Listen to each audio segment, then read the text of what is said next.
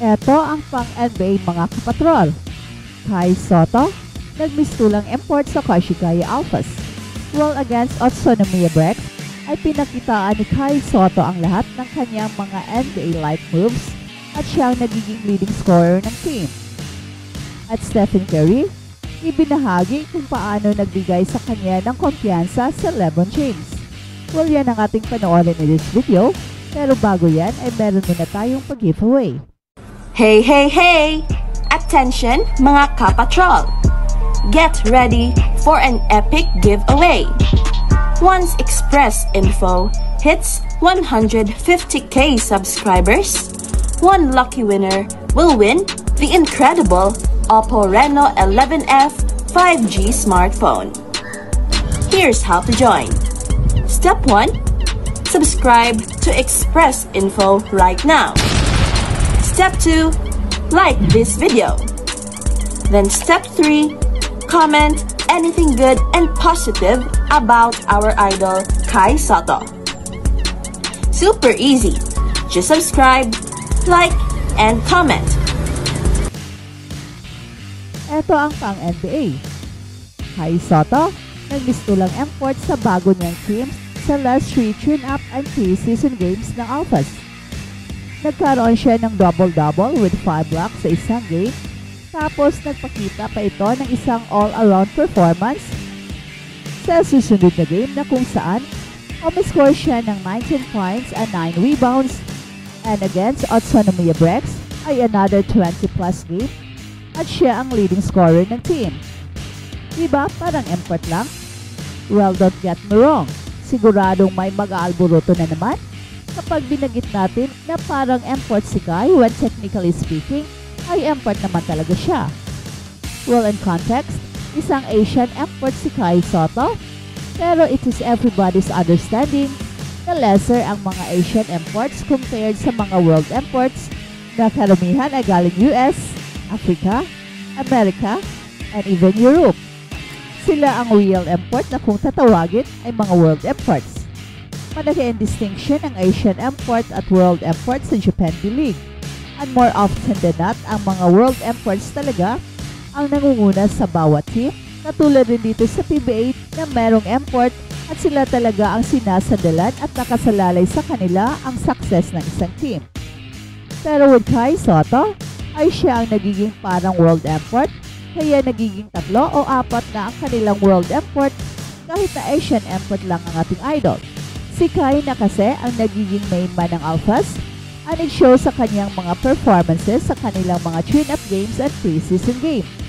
Tingnan natin ang iba pang mga highlights ni Kai against Otsunomiya Brex na hindi pa natin nakikita sa mga pinalabas nating mga highlights. Ang dami pa palang ginawa ng mga out of this world shots si Kai. And considering 1 week pa lang ang kanyang pagbabalik sa Japan, pero ganito na ang kanyang pinapakita. Well, it just shows kung gaano na kalaki ang kanyang improvement.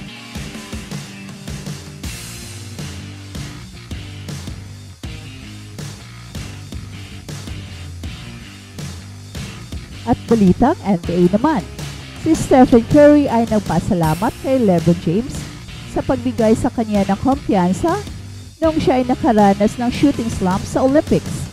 Ang 2024 Paris Olympics ay naging espesyal dahil nagsama ang Los Angeles Lakers star na si LeBron James at ang Golden State Warriors star na si Stephen Curry sa kauna-unahang pagkakataon upang pangunahan ang USA Basketball sa panibagong gintong medalya. Well, hindi naging madali ang lahat dahil hinarap ng Team USA ang isang mahihirap na pagsubok sa medal rounds.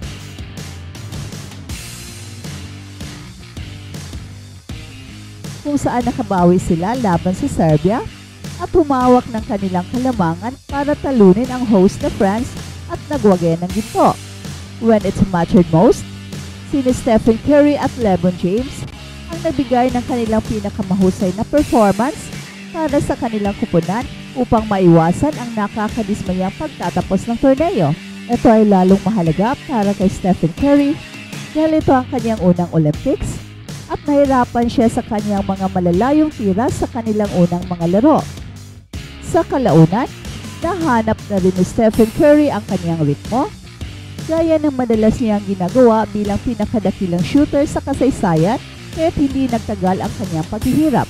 At sa kanyang kamakailang paglabas sa The Late Show with Stephen Colbert, inamin ni Stephen Curry na si LeBron James ang nagbigay sa kanya ng kumpiyansa para makaalis sa slump ngayon. Stephen Curry credited LeBron James for instilling confidence in him to get out of the slump. It's a lot of positive self-talk. That's really all it is.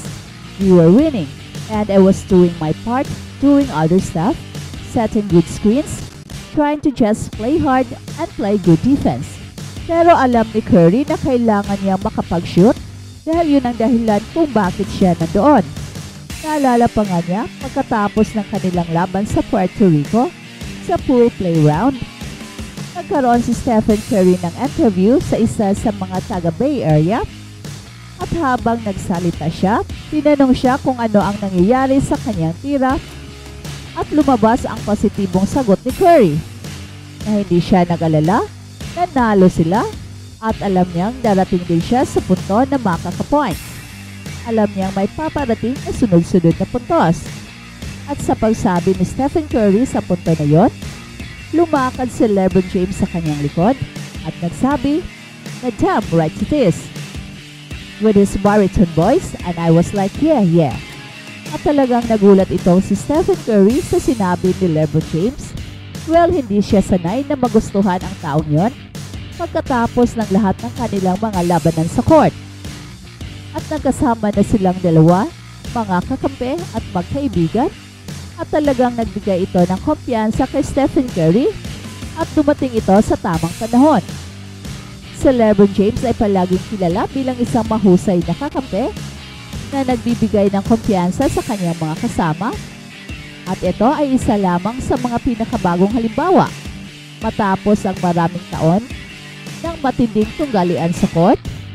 Nakakatuwang makita sina LeBron James at Stephen Curry na nasa iisang kupunan at tiyak na hindi sila nabigo sa kanilang ipinakitang laro. Si Stephen Curry ay nagkaroon ng pinakamataas na respeto para kay LeBron James. Bukod sa mga All-Star Games, ang 2024 Olympics, ang unang pagkakataon na nagsama bilang magkasangga ang matagal ng mga karibal na sina Stephen Curry at LeBron James. Well, malinaw na parehong nag-enjoy sila sa karanasan at kamakailan ay sinabi ni Stephen Curry na mula dito ay meron siyang mas malalim na pagkakaibigan at respeto para kay LeBron James. Well, LeBron James has always been known to be a great teammate that instills confidence in his guys.